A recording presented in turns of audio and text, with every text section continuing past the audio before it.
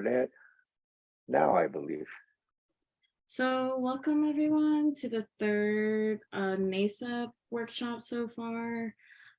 This one's going to be kind of a review of what we've gone over so far in terms of the steps of your experiment, more specifically the scientific method approach, and some terminology that we'll be using a lot, especially once we start conducting more experiments, and kind of a breakout session. So if you're still needing help completing the guideline, or if you're just wanting to get any feedback, we'll have some time dedicated to that, and a lot of the workshop today. And so that'll happen once we do the reviews real quick. And then we'll kind of since we'll have more one-on-one time with the students here, we can figure out exactly what your approaches are, what materials you'll need, more specifically in terms of if you're needing an air quality test or water quality test. And so that's just the agenda for today. These are the same rules we've been having throughout the semester so far, and it's just remaining respectful of others, and doing that you expect the same respect back, and utilize different ways to express yourself using the chat or raising your hand. And thank you for coming early, each of you students, and being prepared as much as you can. And remember that just feel comfortable to ask questions at any point. Others might be thinking the same thing. And so if you want, while we're kind of getting into this, if you want to rename your little username after your name, or you can change your whole name in general on Zoom to your favorite holiday treat in the fall. It can be like a favorite traditional food. It can be a candy. So yeah, you can take a minute to quickly do that.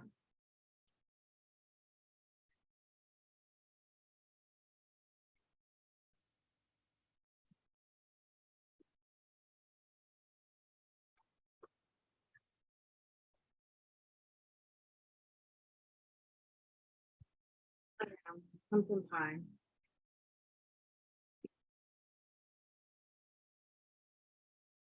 But thanks for checking in, and we'll go ahead and start reviewing the experiment procedure. And so talking about this a lot, it can get kind of overwhelming and chaotic in terms of what order you're supposed to go in, or you might be in different phases of thinking. But this is the chronological order we're going to be conducting a lot of our assignments and check-ins at. So before forming your hypothesis, you're making observations. These are usually because you've observed either water or air quality, sustainable efforts, or anything amongst that that's related to your geoscience project. This will be part of that interest, and that helps you to finally form a hypothesis that you're wanting to generate a prediction of. And so you perform and conduct an experiment. Throughout this, you're documenting your experiment process, or you are finally organizing your data and analyzing your results.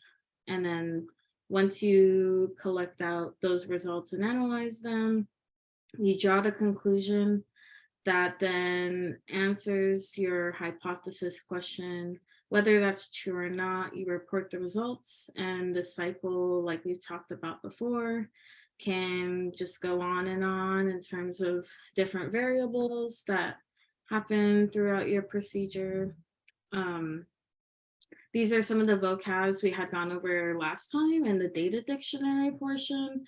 And I wanted to bring these out again because we'll be seeing them a lot. Plus, they're mentioned in your research guidelines. And so I kind of underlined or highlighted probably the important parts of each term, or why just something important to remember of. I know that these are like lengthy definitions, but things are specific in the experiment process. So, and then these are just in alphabetical order. So that's why they're like the variables aren't together. But you're going to have your conclusion, which we're not answering right now in the guideline, but we eventually will get to that portion. Your controlled variables, which remain constant, descriptive statistics of like features of your data collection, which this will be more, you'll answer this or familiarize yourself with this once we start collecting data. Your dependent variable, your independent variable that remains unchanged, your sample size, which is the total number of observations, and a variable, which is just the different factors you can change in your experiment, change and measure. And so these are 3 different like scenes, and these are the different experiment types that we've gone over. And so there's different settings and different ways that we observe and collect data throughout science. And so we've mentioned these before. And so maybe if someone, Pumpkin Pie or Tristan, wants to answer why these scenarios might be labeled the way they are.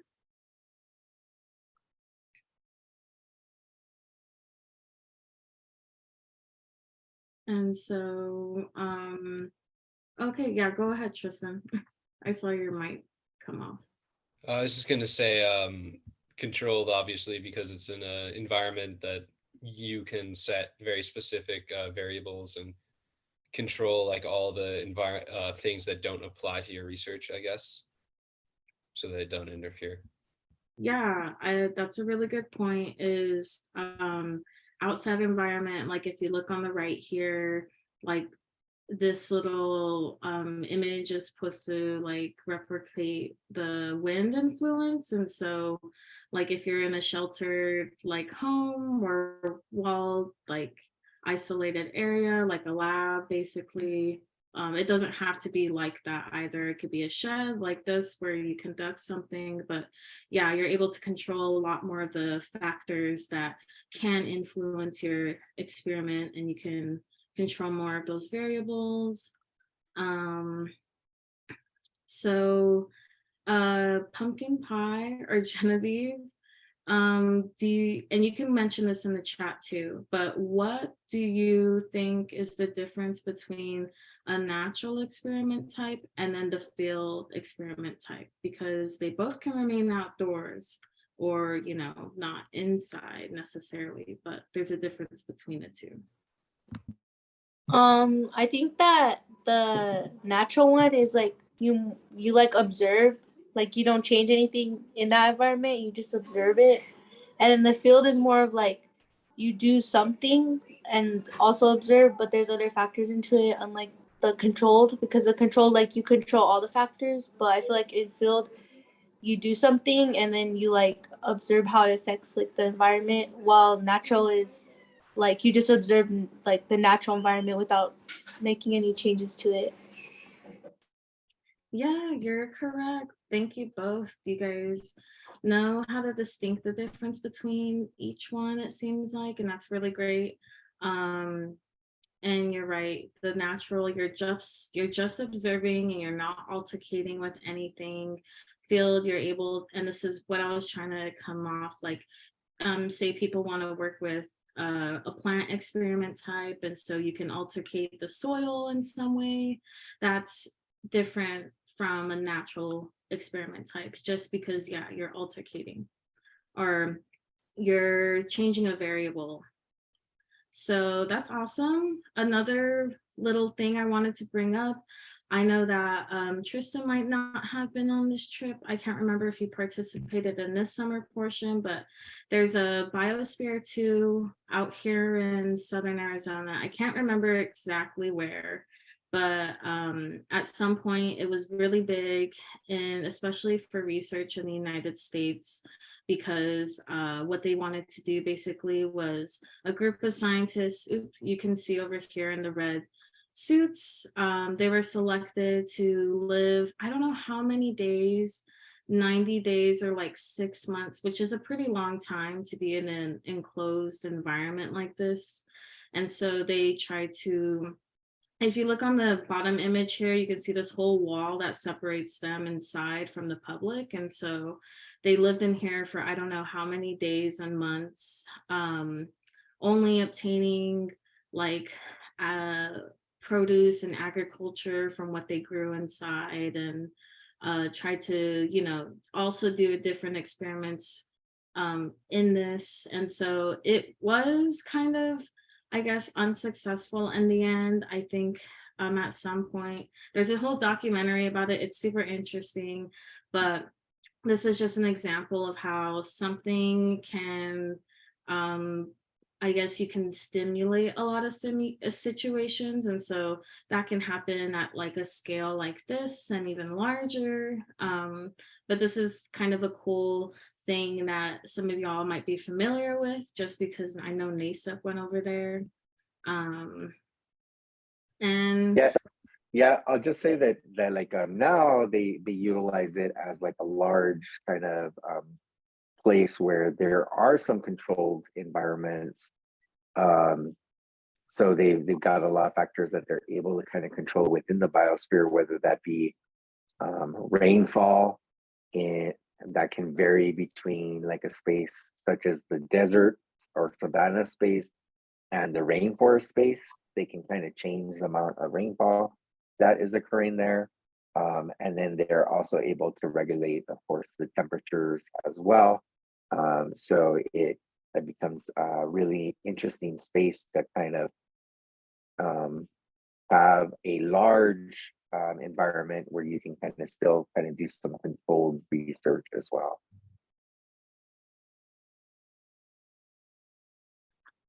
yeah, it's really great, and a great opportunity for you to check it out with your families or anything. Um, and then we're gonna do a quick little Kahoot that's gonna take 5 minutes. It's gonna kind of ask us questions. I don't know if that link works, but let me bring it up on my other screen. And then I think I can just share the link in the chat. Let's see.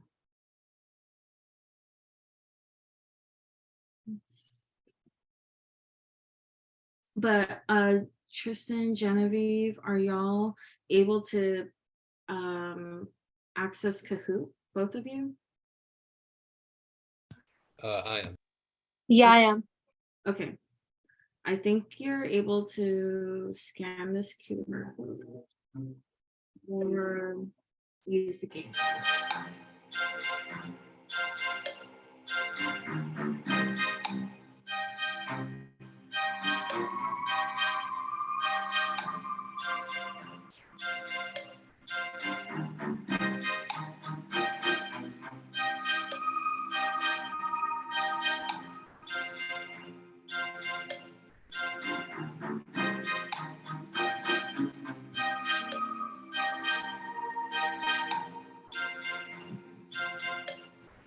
And then I think, let's see. Okay.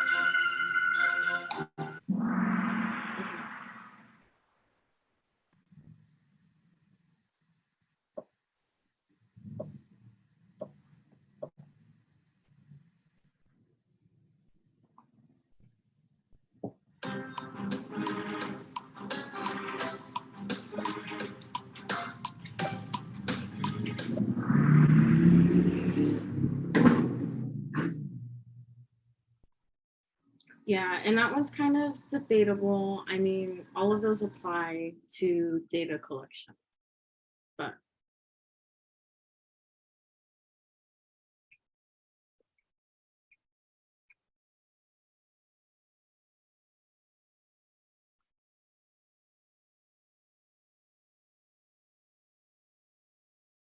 okay.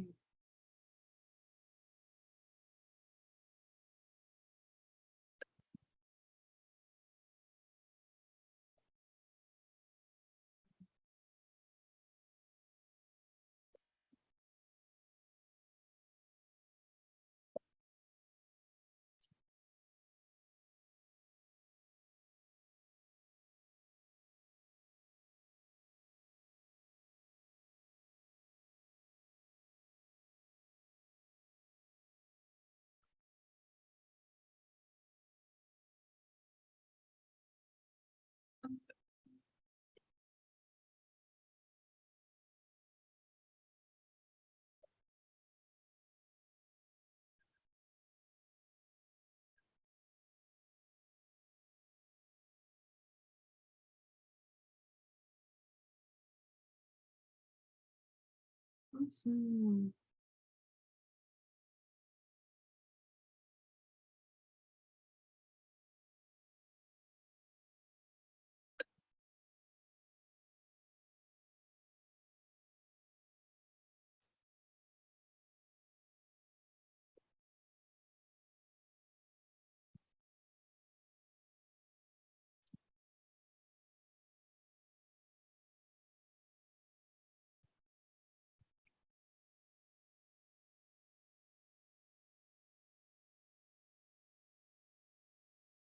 Okay.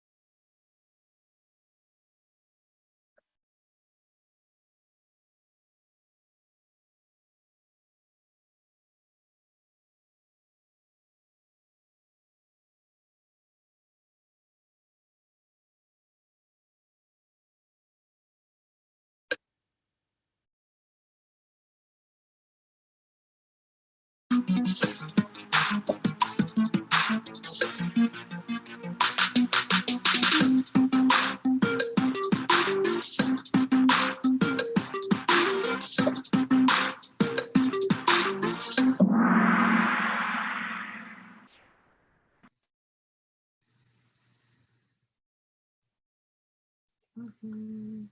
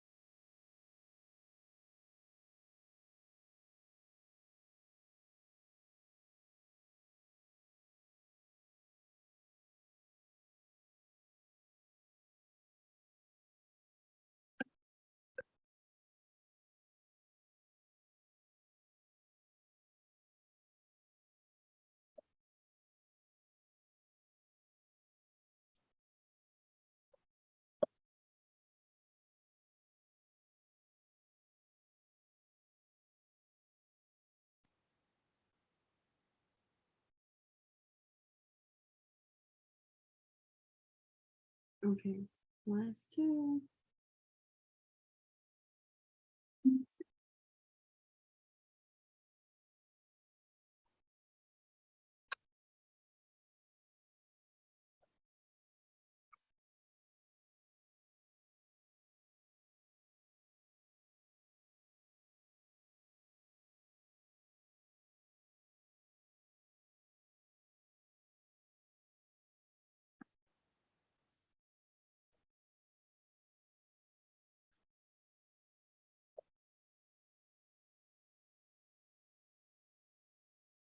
Mm.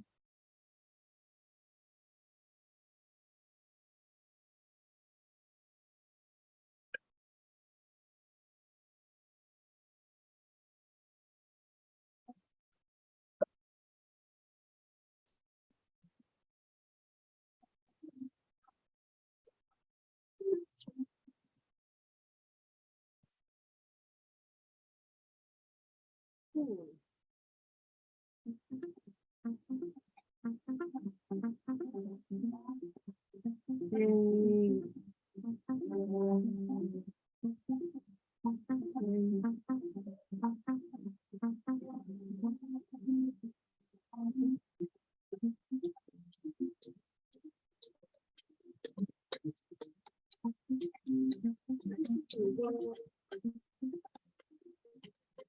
Good job, Tristan and Genevieve and Rudy.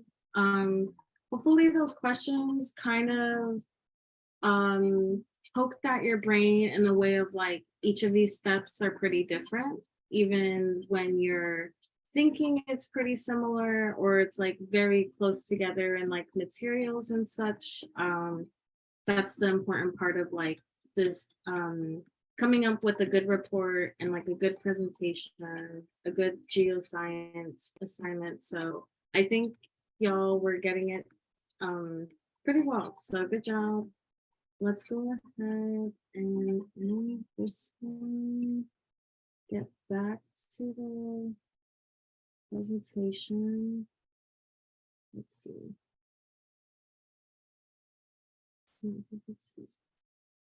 Okay. And so these were the, hopefully now this should be a little more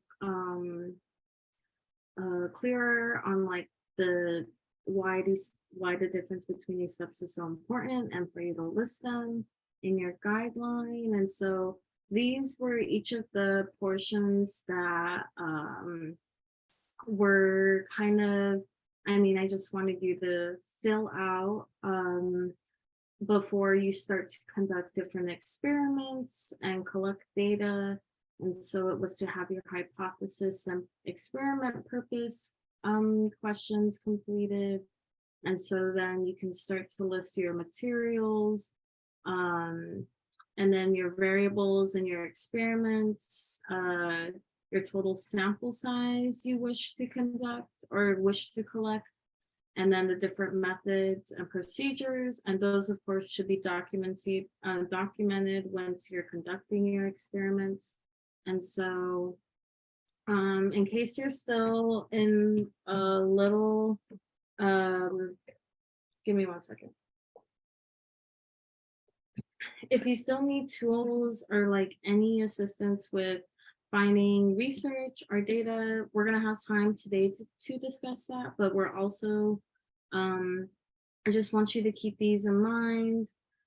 Some questions to kind of maybe get your head thinking of what you might not know. And so that's also important too, once you're starting to research. And that's also a great way to start. If you have like a simple question, like on the type of ecosystem, start by just looking up that subject and then go more into regional places that are related to your project. And so if you're wanting to work somewhere in the desert, you might not want to look up research per se from like somewhere that's on the coast. Those methods might not apply to a place like here. And so those are just some things to keep in mind, but also don't, in a way, not look into those things. I mean, there's still great methods there, but once you're trying to find models and different consulting and experiment types that relate to your research project, they're more specific, those factors are important too. And so like making sure the resources you're getting are peer reviewed. And so then that means that they are reviewed by also other experts in those fields, and they have like basically analyzed the whole thing and have said that it seems right, it follows whatever protocols are in that research type. And so usually once you get it off the EDU site or the American Journals of Articles or those different websites, and you can look up the authors' names. That's also a great way to investigate more into research if you've just looked up those articles. And a great way of finding if those will even apply to your experiment is reading the abstracts. Those are also great ways to just find other keywords that you can use in research too.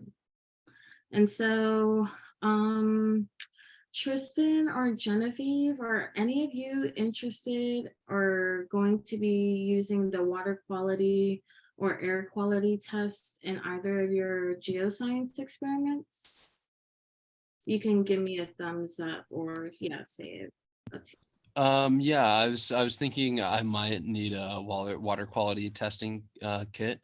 I'm not completely sure. So if I have still time, I can get back to you guys on that, because I might want to change just a couple things about what I'm working on, but I might need one of those at some point.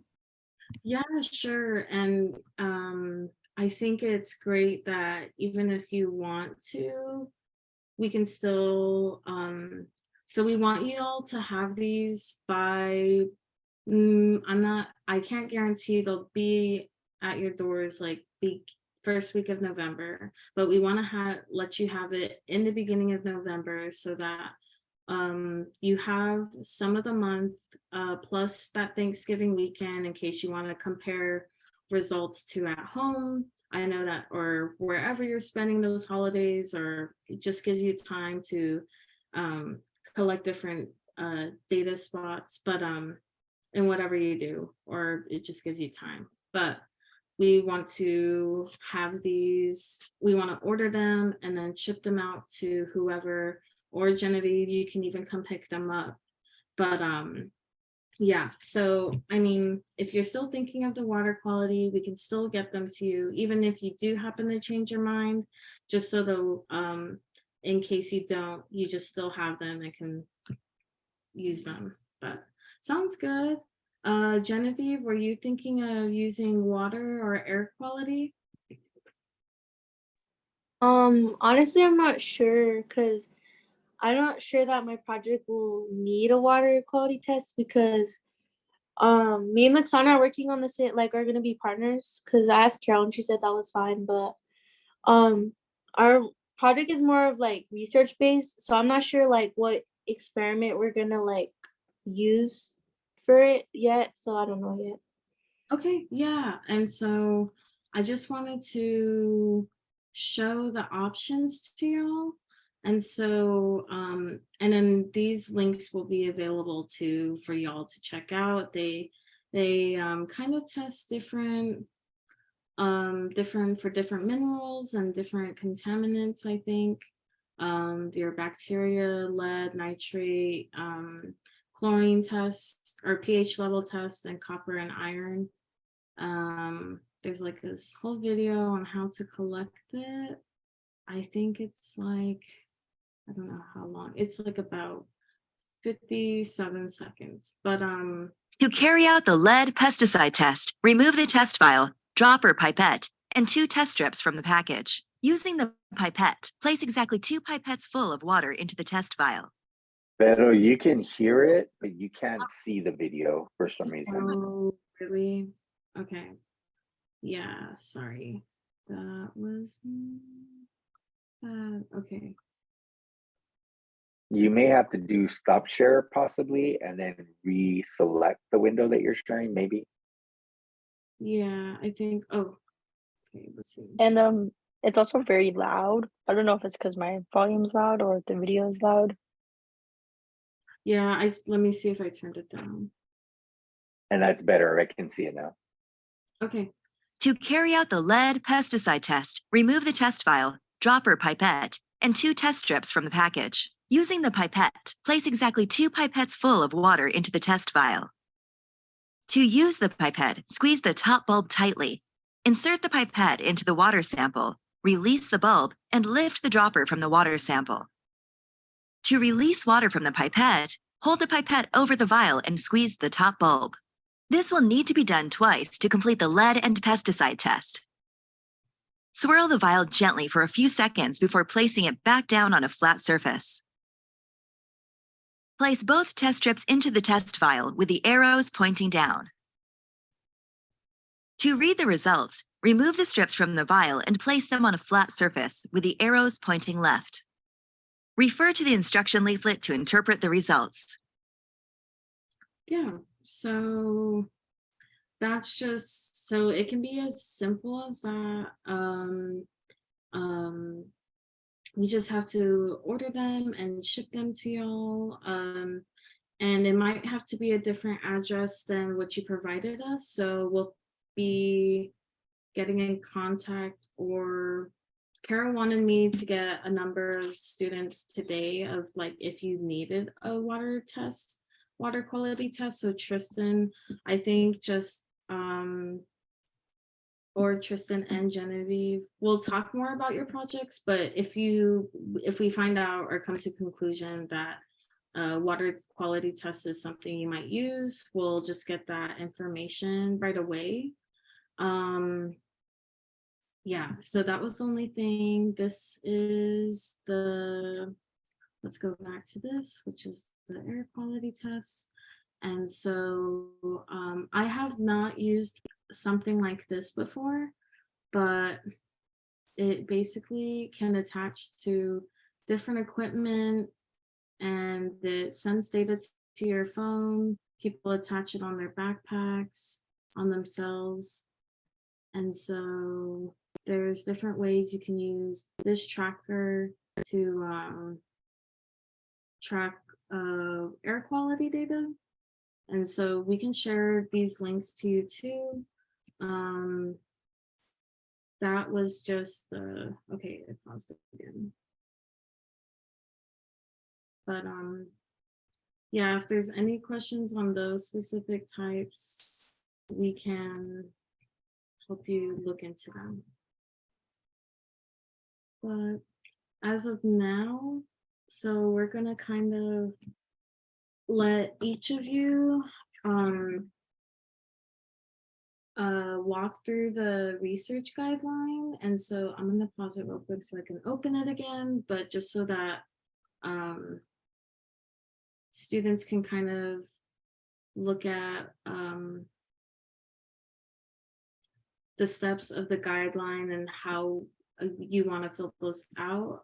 Tristan, I know you had mentioned that you were almost completed with that, or you had completed it.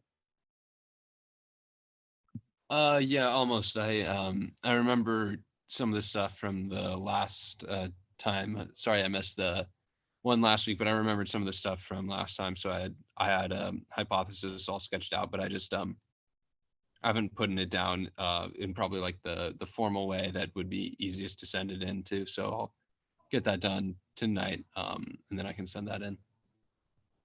Okay, yeah, and then we're about to walk through it now. Hey, Morgan. How long were you in the waiting room, or did you just join us? I just joined. Okay, perfect. So we just got done kind of with the reviews of the presentation.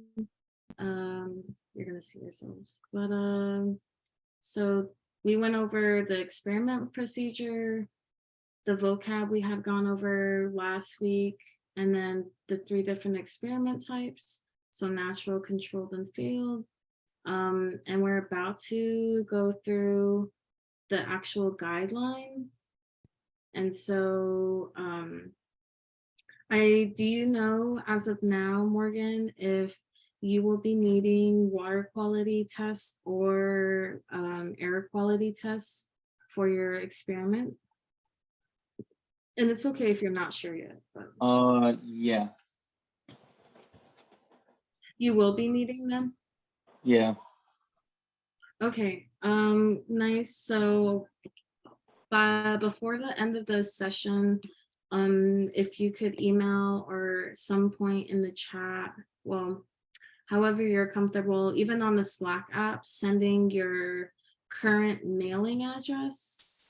And I know depending on where people live, especially the reservation, it can be kind of hard to do that, but whatever mailing address you will have access to in the next couple of weeks, that'll be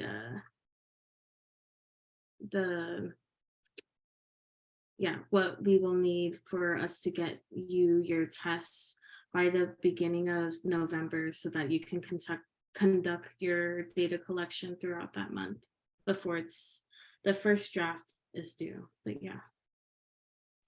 Okay. Yeah, so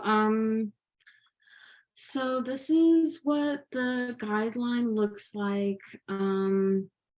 The only portions, and then here's the terminology just for your listing. And so what you should kind of have a general idea by now is your hypothesis. So from whatever observations you've collected of air, water, or like any environmental sustainability issues that you want to conduct experimentation on, that's what should be you should have enough of that information to have a hypothesis. And so did any, by like a thumbs up, does everyone have like a general hypothesis by now?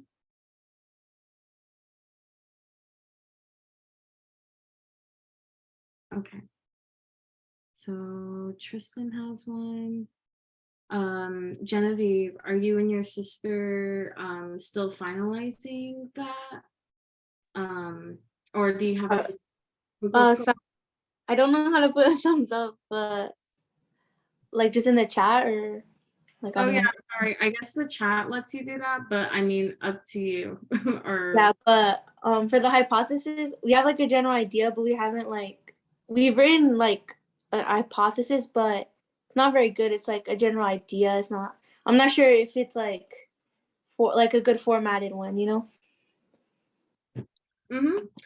Yeah, but if we want to go over that, we can work on that today. I think there's way to do breakout rooms too in this, but I'm not sure if you know how to do that, Rudy.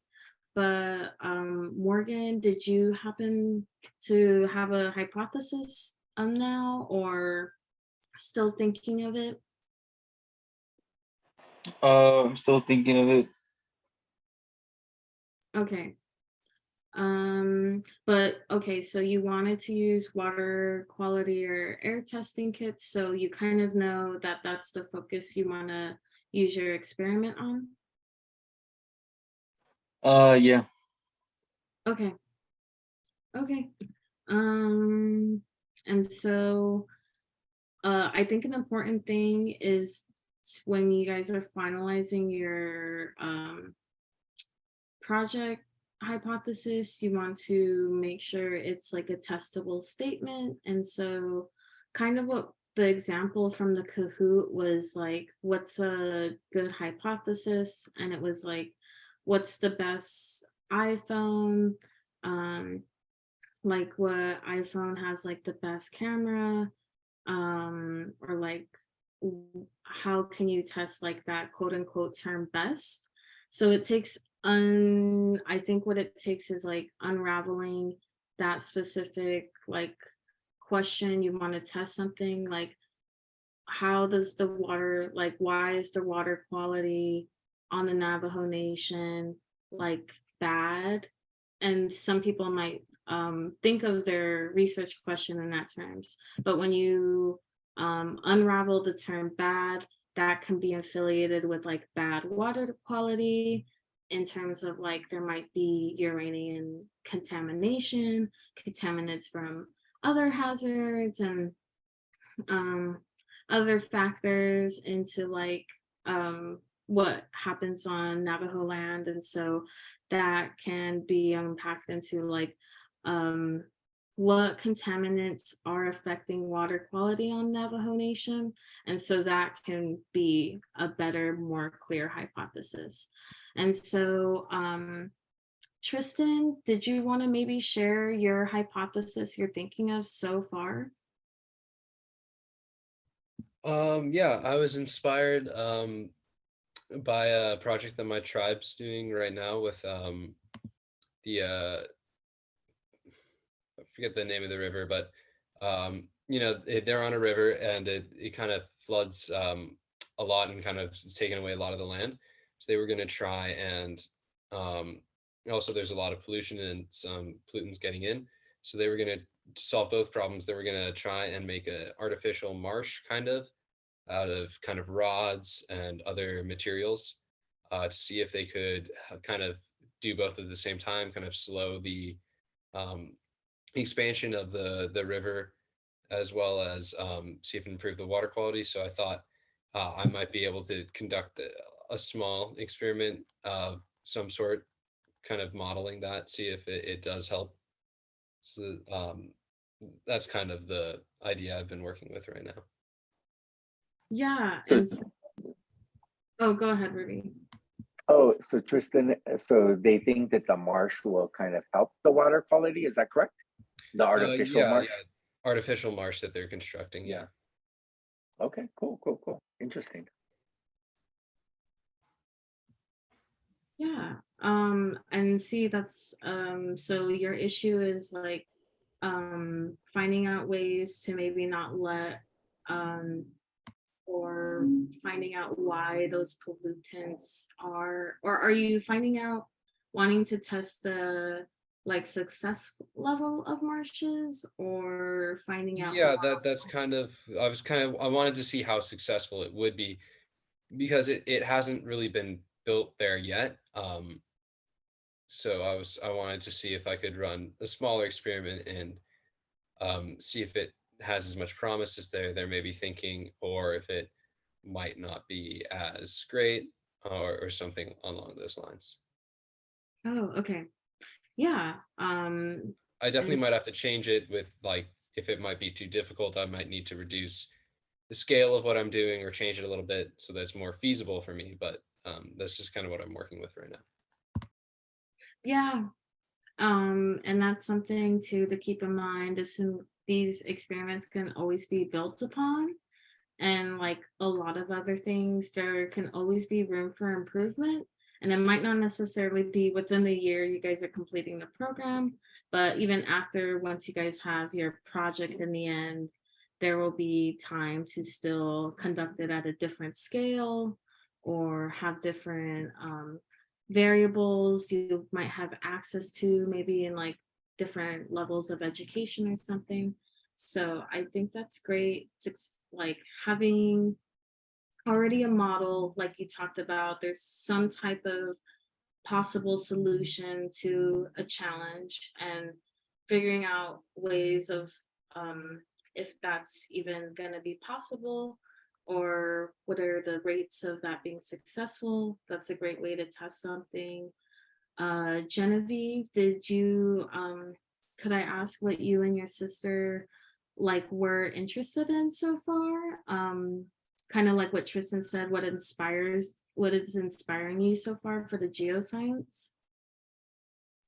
Yeah, so what we were inspired by was there's like research going on about how water can be cleaned with like cactus like mucilage. So like I found that really interesting because like my tribe, we live like in the desert and that type of cactus grows here. So what we were kind of thinking was like if the tribe would be capable of using that to clean water. So like we're not sure about like the water rights currently or like how the tribe is cleaning their water or if they are cleaning their water at that. But we're thinking like to see how if the cactus is like capable of like cleaning like tribe like the reservation's water.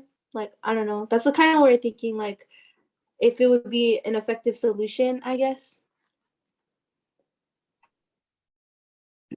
Can you say more about how the cactus is used in that kind of water? I don't know that it's a purification process, but that water cleaning process. Yeah, so basically from my understanding, like from like what I read about it is like they use this like a cactus, like a prickly pear cactus, and they Mhm. use like the mucilage out of it, which is like the gooey part of it, I guess. And Yeah. they use that to clean the water. Like I'm not sure of the complete process of how they do it, but I know it has to do with like boiling it to a certain temperature and it's capable of like purifying the water. Mhm. Yeah. Very cool. Thank you so much for sharing that. That's very interesting. And I remember that from your pre-assignment submission, and that's really, yeah, that's very sustainable, I would say, for especially like the arid climate now, since we're facing drought issues. And so maybe, and so when you both were saying, or you and your sister were saying that you might have more of a research-based kind of project going on, is that because you guys want to see more of the policy side of the cacti becoming a solution for water, or how would you say? And I mean, there's no wrong answers here. I'm just asking questions to see how I can kind of help y'all. Yeah, so we're kind of more thinking like policy wise, like how the tribe can use it to like how they can implement it in their like water resources, I guess.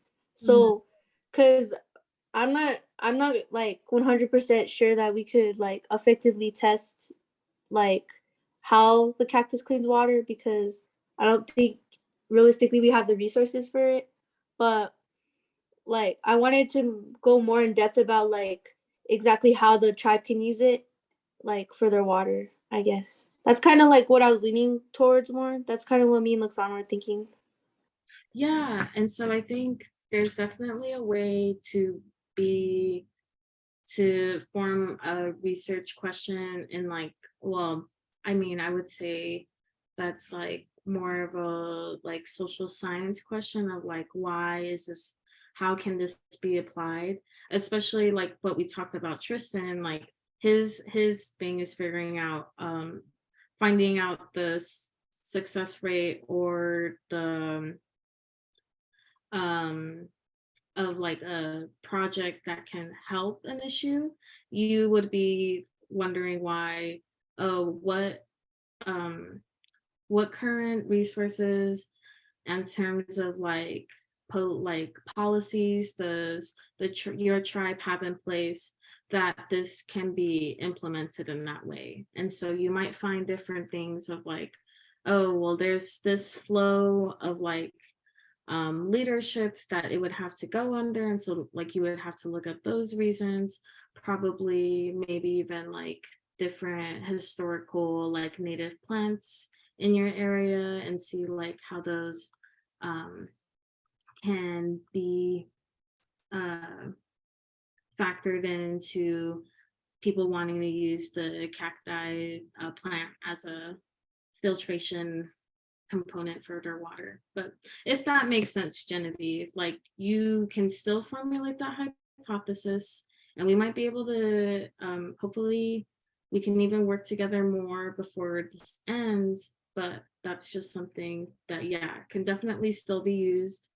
And if anything, we could just send 5 water quality kits so that you can test them or test something in case something comes up. Who knows? You might have that opportunity, but yeah, I think that sounds great though. And it's definitely a solution to look into. And Natalia, thanks for joining us. I'll kind of show you what I showed the other folks who came in a little later. So we just had gone over the procedure. If you want, you could take a screenshot or something. And this presentation, the slides can be shared separately in case you all want to review these. But we just went over the different steps and like it can be a lot of overlaying materials and stuff you're using for each of these steps of the procedure. But once you're writing it down, like what we had in the guideline, they're very separate from each other in terms of like what they mean necessarily. These are the terminologies you'll be becoming familiar with. And so I just underlined specific parts of that definition that, you know, differs it from a different variable. We went over these different experiment types, the natural, which you're just observing, controlled, you're able to altercate a lot with majority of the factors in whatever environment you're conducting your experiment in, and the field is outdoors, yet you're able to altercate with some variables in that.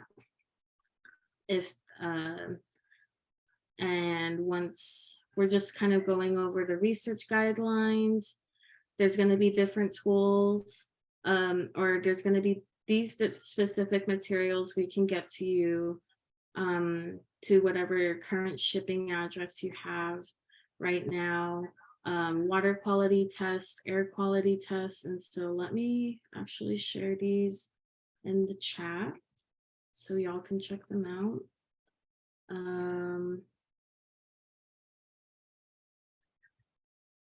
And yeah, so just wanted to say that. But Morgan, if you kind of want to share what the other folks have shared in terms of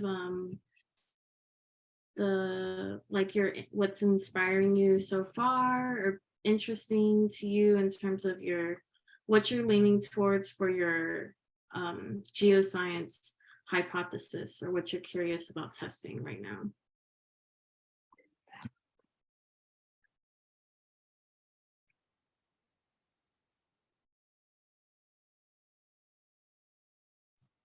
Uh, I don't really know at the moment. Okay. Do you remember if you shared a pre-assignment? No, I don't think so. Okay. Well, so I know that the 3 major focuses folks were looking into was, water quality issues or water quality and air quality. And so I know I mentioned, or you had mentioned you wanted to use those 2. And so and then also like sustainable like challenges or efforts or things like what Tristan and Genevieve mentioned is different efforts that they want to test as well. So if you want to kind of look into different efforts that interest you in terms of like geoscience,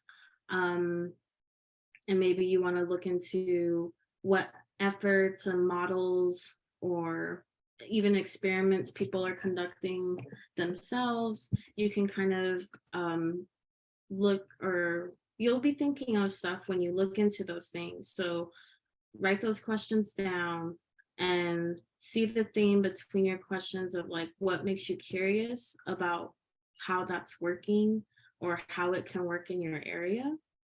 And then you can start to find a meaningful question you're wanting to seek out. And so hopefully that makes sense. But if you want, we can also meet to help you figure out where that interest can be. And if it's in terms of you figuring out how you can exactly conduct it, because I know that we are all limited to different time too, especially with the semester coming more towards us. We can find ways that you can maybe do more research in, and it doesn't have to require as much like outdoor, like off-site data collection. Hopefully that helps, but okay. Okay. Okay, I think. sounds good. And Natalia, so hopefully that recap was helpful that I gave to you just before I talked to Morgan. So I asked the other students before you came on, but did you kind of have a general hypothesis um, as of right now, or are you still thinking of your interests you want to go into, or do you have a completed one? I'm still trying to think about it. I think I just need like kind of help right now. Okay, and so are you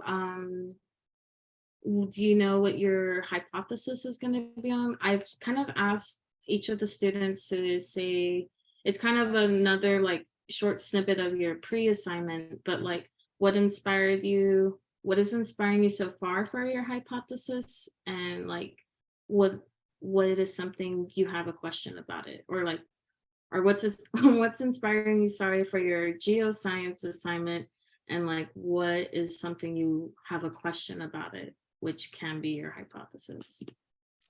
Well, one thing that really did interest me is like how can like the community help more, and like how we can, I guess, because with my experiment, like I learned that a lot of the people like with kind of just like geoscience in general, it's kind of a huge part of their culture.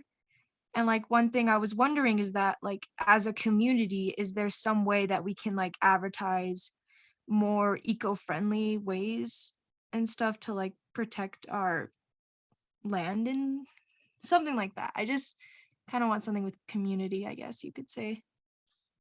Yeah, and so I think that's kind of affiliate. Are you interested in like how they are trying to share, like, say, environmental information amongst like your people, or is it in terms of like how they're letting tribal members or even non-tribal members, if they reside on that land, how their land management practices are and how the community is involved in that? Is that what you're kind of interested in? Yeah, And kind of like that.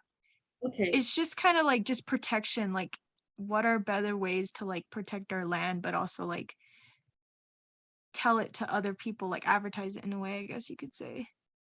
yeah, so I think there's ways that there's definitely physical, I think, protections that people, nations and like communities use to protect their lands. There's also, prayer and spiritual practices too for that. And then there's also like policies, which is like a whole legal mitigation. And maybe that's something you can further investigate in, and isn't like how those actual like protocols are being held up to.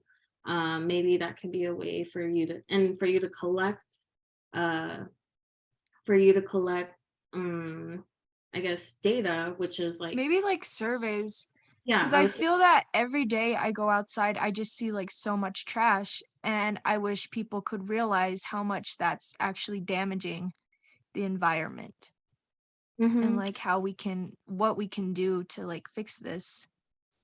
Yeah, and I think it brings up, for you asking questions like that, and I'm sure a lot of us have observed things like that too. It's seeing like what you're saying, mentioning surveys. In planning, we use that to kind of figure out how people feel about it truly. And so hearing those experiences because they're there can like say to you like, oh, well, actually, like I do want to throw my trash, but utilities doesn't come this far because of blah blah blah. I've heard in the past that some companies, electrical companies, will not go to a person's house even if it's like a foot off of like their grid. They're like not contracted to go there. So like those are real life issues that people face. So if that's something you're interested in, which yeah, it can uncover a lot of like um, gaps in different systems, especially land management. That's science itself, natural resources and management. So hopefully that is more clearing to you of like how you can phrase that, like what you're interested in, into a hypothesis question. Does it kind of help you think of a way to do that? Yeah, it kind of just gives me more ideas in a way, I guess. Like I just need help like just putting it all together at this point, I think. Yeah. And so, okay, while you all are still in that thinking phase of like, Beryl, can I give some just ideas from things that folks have said that I don't know if they'll be helpful, but just ideas and thoughts? yeah, go ahead, for sure. So I've just been trying to kind of hear what everybody has to share, and I think that you all are on some really good and interesting, and looking at water quality in some different ways, which is really really awesome. And whether it's water quality or air quality, just want to congratulate you all because you all are thinking about The issue in a variety of different ways. So let me see. I'm gonna go ahead and start off with Natalia. So I'll kind of go from most recent to Tristan, who started us off. But Natalia, something that I heard you mention, and as you both you and Beto are talking, is just is there an opportunity to kind of get a sense of like what type of advertising messages would be most moving to your community that might actually make them kind of feel like, I want to do something to have an impact here. And Vero talked about just different ways that you can approach that. Is it that is it advertisement that comes out and says there's a new policy in your community, this is the reason, and therefore the community is requiring you to make these changes? Is that something that would move people if they saw an advertisement like that, or if they saw a poster that or a commercial? Is that something that would move somebody? Is it instead? I thought that I heard something that was like a little bit more kind of spiritually connected, and so Yeah, I don't she know said exactly like what. prayers and stuff Yeah. like that. So is it having a commercial that emphasizes that spiritual connection, or kind of calls upon that? And does that, can you kind of provide some different examples of advertising, either Hmm. like short little commercials that you could make, or short descriptions that then you could put in front of your community and say, like, I just want to get a sense, like, this issue is a big issue, and I'd love to hear from the community what would help us to make a change. Maybe from that survey, you find that people do want policy, Yeah. or you find that that policy can be hard for people, and maybe people don't listen to policy because they see it as top down, but that a spiritual, more kind of internal, that people tell you, that's what we're looking for. If you want us to make these changes, that's what we're looking for. You might have some different options there, right? Maybe more Yeah. than one. And you could give some examples of, like, what type of advertising do you feel would help you to make a change? So that's something that you could look at, and that you could get some results afterwards by, like, as you mentioned, by potentially surveying different people. So again, not that you have to do it that way, but just as you're describing your topic, I could see that as a possibility. Yeah. Yeah. I also think So- like maybe, sorry, No, good. maybe just like knowing where your resources are, because I know in Gallup we have like, I think, but we have like 2 recycling areas. And I think just like letting people know, like, this is where you can take your recycling, instead of like putting plastic, paper in the trash. Maybe just making it clear to the community about where your resources are too. Mm-hmm. So that's another type of advertisement, right? Mhm. That could be a commercial, it could be a flyer that's sent out to everybody, but you could kind of get a sense from folks, like, oh yeah, like, some people might say, like, you're right, I don't know where those resources are. It would be helpful to me if I knew that. Maybe I would go ahead and take my recyclables over there, right? Mhm. But you could get that perspective from people about, like, what is it that they're needing that might help them to best move forward in terms of helping to kind of with a solution kind of a thing. So Mhm. yeah. I'm gonna mention for let me see, I think it was Tristan, and then I think it was it Genevieve? Yes, Genevieve, you mentioned that you were looking at the so Tristan was looking at the artificial marsh, and then if I'm not mistaken, I believe Genevieve was looking at, like, utilizing the cactus mucilage for, like, to see if that could help to purify water. Is that correct? So what go ahead. That's correct, Rudy. I just wanted to let you know that's right. Thank you, Genevieve. So in those cases, I'm going to throw this out there, and I don't know how easy this is, right? I had thought in both of your cases, like, is there a way to build a model to test your theory? So for example, I'm going to start off with Tristan. Tristan, you talked about that there's a body of water kind of within your community, if I understand correctly, and that they're trying to build an artificial marsh kind of that's connected to it. And they think that through that building of an artificial marsh, that potentially that could help to purify the water. So I guess I just wonder, is there some kind of small model that you could create of that? I don't know what that looks like.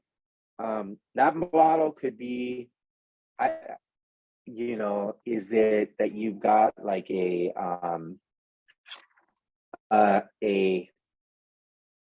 fish tank or something like that that holds a certain amount of water, and you're able to test that water.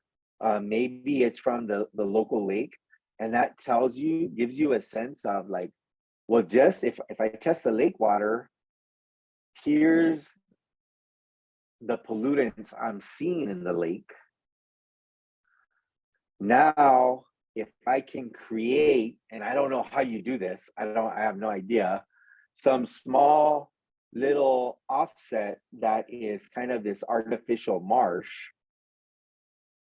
Now, if I add in an artificial marsh and I put in the water and I leave it there for a little while, does that then am I able to test the water now and see if the marsh is helping with the water quality in the way that they think it will in the big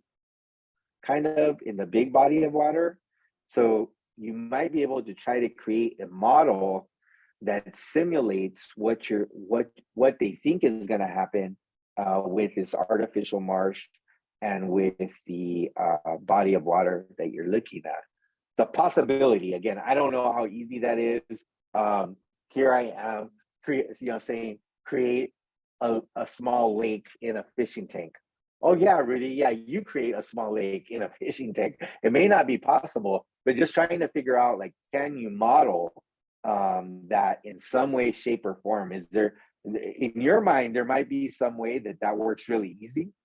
In your mind, you might say that that's too tough.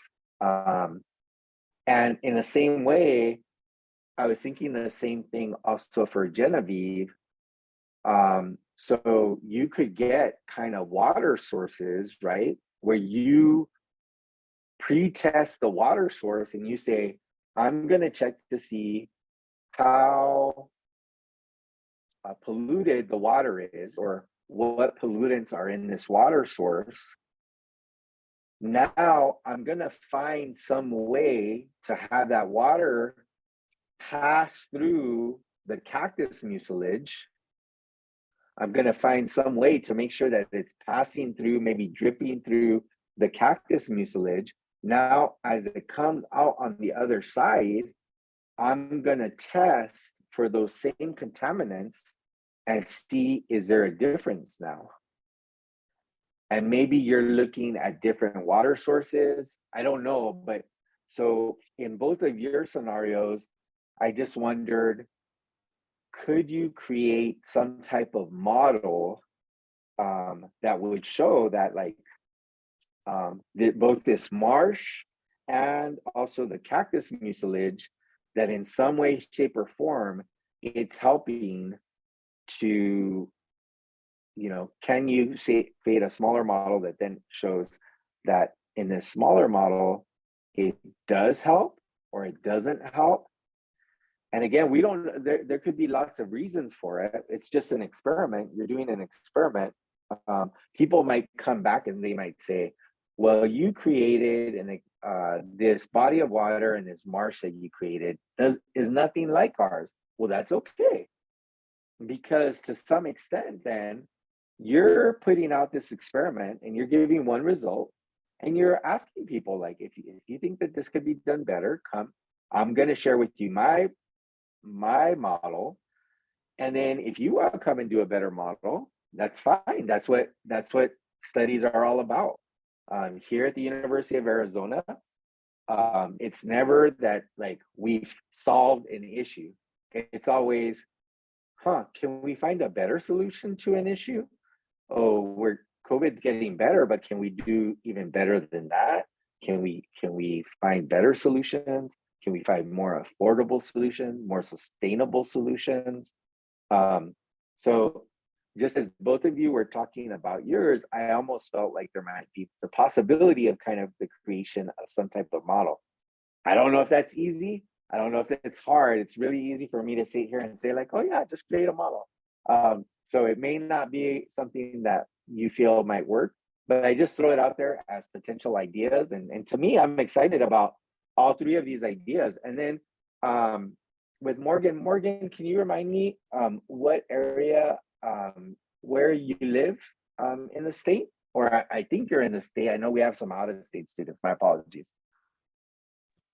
I live in the Navajo Nation near the Okay. border, about 40 miles away from Flagstaff. Okay. Interesting. Okay. So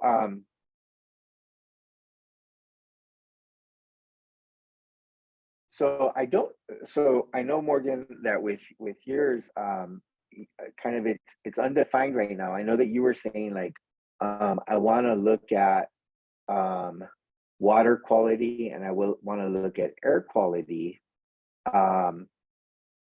It might be interesting to see, and just depending on kind of what's the space around you, right? And where exactly you're located. But like, could you gather data on different spaces around the Navajo Nation? And again, I'm not saying, 15 data sources, although, you could decide however, whatever number.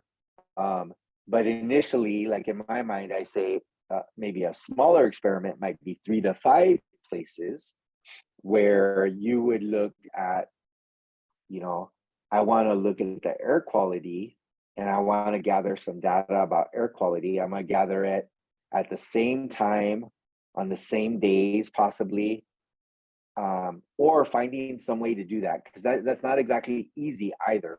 You can't be in 5 places at one time and just easily kind of collect data. Although there sometimes are some resources like on our phones and stuff where some air quality data at the very least sometimes can be available to you, maybe through your iPad too.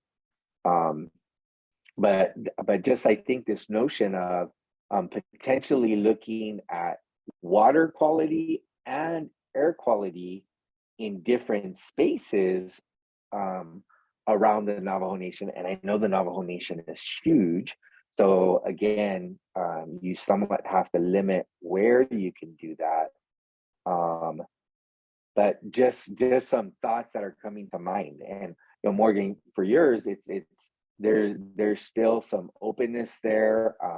You haven't defined it just yet. So I'm sure Vero, myself, others on our team might have other ideas and could kind of workshop some of those ideas to find something that might work well for you. So I think I talked about everybody's ideas that had kind of shared them. I hope I didn't miss anybody. I don't think I did. But it's just sitting in and kind of listening to some of your ideas. They're pretty cool. Now I'm going to tell you that some of these ideas, some of them are similar to some ideas that have happened for other NASEP students in the past. I don't want to put those projects right in front of you, and I don't even know, it would take me a while to find those exact projects. But part of why I don't want to put those in front of you is because this is your project. And what's so cool about it is that you get to kind of see what comes of your results. And so there is that opportunity. And some of you talked about kind of looking at resources, what research you can do to find out about, like, for example, it sounded like that, if I'm not mistaken, Genevieve and her sister were kind of looking at articles that talked about this cactus and that there's a possibility it can help. So that's great. You're kind of gathering that information, and now you're moving into a situation where you're trying to test that out. So Beto, I'm sorry if I've kind of gone off, but I'm just a little bit excited about what the students are kind of taking on. Please know that Beto is here, Carol is here, I'm here too, to kind of continue to workshop some of this information. It could be that you decide to do something totally different than anything that I've said, which is awesome. Again, it's your project, and we want to see what thoughts and ideas come to you on it. Yeah, no, I think that's great, the comments you made, and like expanding more, and so hopefully, and I think I will like kind of host another time, maybe next week, even if it's not a workshop, but for students to jump in and ask questions, especially. Let also your other peers know if they're still kind of in the same phase you are. And this was I sent the link in the chat, but I'll definitely keep in mind what you guys have mentioned and try to start a Google, some type of document y'all can access and just use the links from. But this is kind of another source that I know from the people I've worked with. There's different data and well points that have been measured. And so you might, like Morgan, like you said, it might be hard to access some of these places, and I totally understand that. And because people know that, this is why this information is available online. It goes through different factors. I think in total, there's about more than 1,000 samples collected. It has them all organized into where they're located, what the amounts of levels of those materials were in there. You can see they're all like off reservations. Some of them do have names to them. And I think it even is able to kind of, if it's kind of able to, what is it called? Go off the different types. I know at some point it had, what if they were used for agriculture, irrigation, or livestock or something. But anyways, so like Rudy was saying, it is kind of difficult to maybe go in these remote areas or get data collection, but these can still answer those questions that you might have of like, oh, well, just analyzing these data points, you could just still take from that, oh, well, the quality here differs from this area, I wonder why. So I'll create a document like that and be sure to update you and your other peers on where that can be accessed and located. And I want to say that there, if this one's focused on water, Beto, there is, I can't remember if it's like the purple sensor. It's an air quality sensor, and sometimes you can pull it up like this by map as well, and it's got different locations that you can see too. So it's just a question of how many locations might be kind of maybe in the Navajo Nation. And I've noticed too, and I'm gonna try to find it and share it with Beto so she can share it with the group. But the other thing is, I noticed that now in the weather app, that I want to say that there's information about air quality in the weather app. I don't know if it's in all locations, so that'll be an interesting thing for us to look at. But I'll try to share that with Beto as well. Yeah, and that's a way, like even using those little things, even if you have your air quality, that's a great way for even you, Natalia, to kind of be like, well, it doesn't have to be air quality per se, but say information like this is available to the public versus like people have phones a lot, and yeah, it might be different because of service, but say there's a different way to get information, compare how that's like being interpreted. So I think that's something that, I don't know. There's so many different ways to approach your guys' geoscience assignments, and it's not just one linear track of experimentation like we've talked about.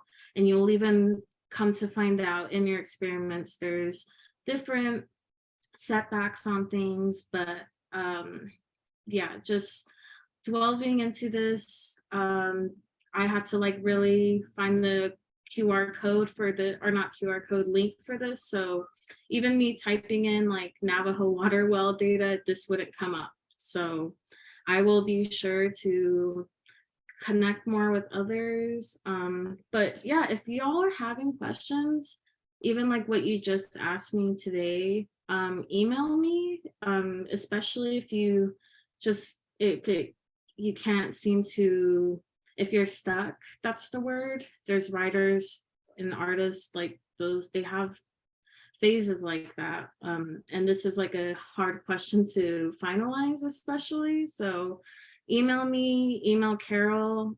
She'll be out for a little bit just because of a conference, but I can answer your questions and other folks can too. But please feel free to email me with those and I can help you find resources like this, but in the interest you're wanting to do. And then I'll be contacting Tristan.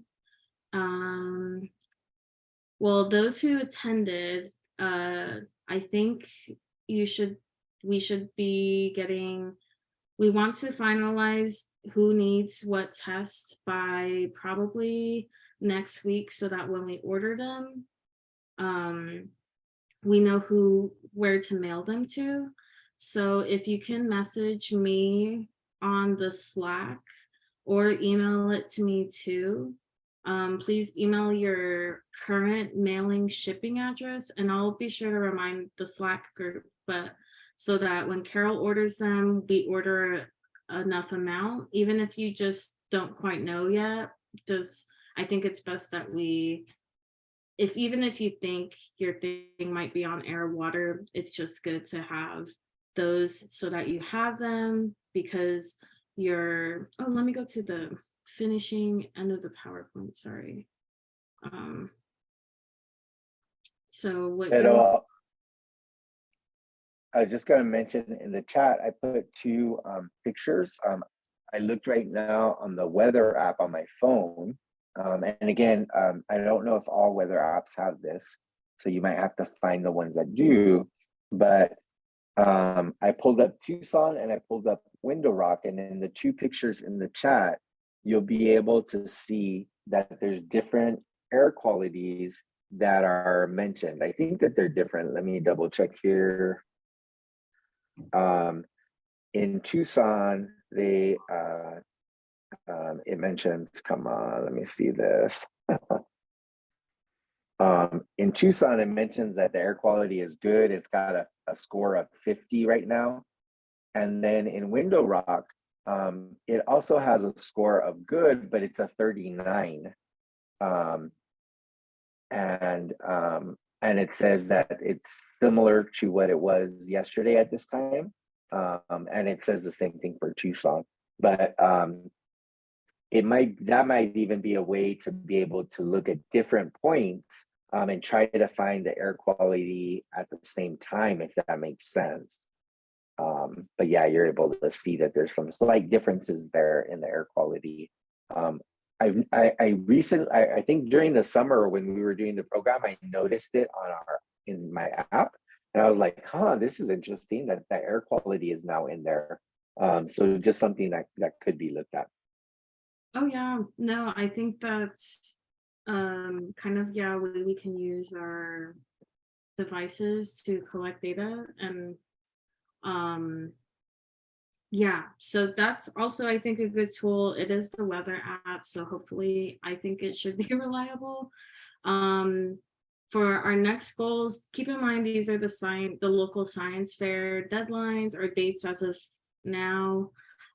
Submission of your first draft, so it's not your final data collection, but your first phase and draft of the data collection you've collected, which should be collected over this month if possible. So we're giving you time to, once your test arrives, for you to kind of collect samples between that and then after the Thanksgiving weekend, and I will send a more definite date then once we get around that time. But for sure you will have majority of this month to start kind of getting your data collection, whether that's qualitative, quantitative data, survey data, interviews, quality tests and numbers from your whatever testing you're doing,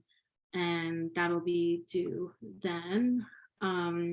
We will still have workshops between them, and maybe next one we can do something like this where we touch base. But then I also want to kind of help students with the finding ways we can visualize our data too. And yeah, expand those kinds of topics, and want to really help each of you and your peers to kind of, yeah, focus your hypothesis and funnel down onto one idea. And yeah, so I hope everyone has a good weekend and stay safe. And if you celebrate the holiday, have a safe and great weekend.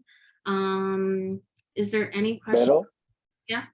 I was sorry to interrupt. I was just going to mention for anybody who came on a little bit later, there had been maybe 15-20 minutes, if I'm not mistaken, that we had kind of covered prior to you coming online. And there is an we're recording today's session, so we'll make sure to have that available. And as the session is finalized, I don't know if me or Vero will have access to it. One of us will, and then we'll make sure to share that via Slack, so that everybody has access to it in case you might have missed some of the beginning parts of it. Again, we didn't go that long, and there also is a part of the recording that is like a Kahoot. You definitely could watch the Kahoot and kind of maybe gain some knowledge or test your own knowledge too. But just wanted to mention to everybody that it has been recorded, so you can come back to this if you have any questions. Yeah, and I mean, the slides can be shared. Those are good reminders, and I think y'all did a good job on the review too. So no doubt that y'all know what this science method is about. Yeah, it does even for professional scientists and researchers, this is like a lot of thinking, especially finalizing this really important question. But kind of like we talked about, you can still apply a lot of what you're interested in still in this experiment. It's just in terms of organizing what you want to present in the end. So, and the results, of course. But if there's no more questions so far, and if they do come up, please email me, message me on the Slack. Even if it's like, I'm not sure what to do, we can just discuss from there and figure it out. So thanks for each of you coming to participate, and we will see you the next workshop, which is Tuesday, November 8th. So in 2 weeks, there will be announcements and such before, but yeah, if y'all want to need more help on the guidelines or want to meet up again, we can do that. And you can submit to my email and CC Carol or the NASEP or whoever you want to. But yeah, definitely CC Carol if you can, or the NASEP emails. But yeah, here for you if you need anything like that. And have a good night. Thank you, Rudy, for coming, and for Sophia for helping me this evening. And yeah, hope everyone has a good one, and I appreciate it. Great job, Vero. Thank you so much on behalf of the students and on behalf of the program. Thank you so much for all you're doing. We appreciate it. Thanks. Thank you. Bye, Natalia. Good night. Good night. Good Good night. night. Thank you. Good night, Morgan. Okay. And then I'll stop recording it here.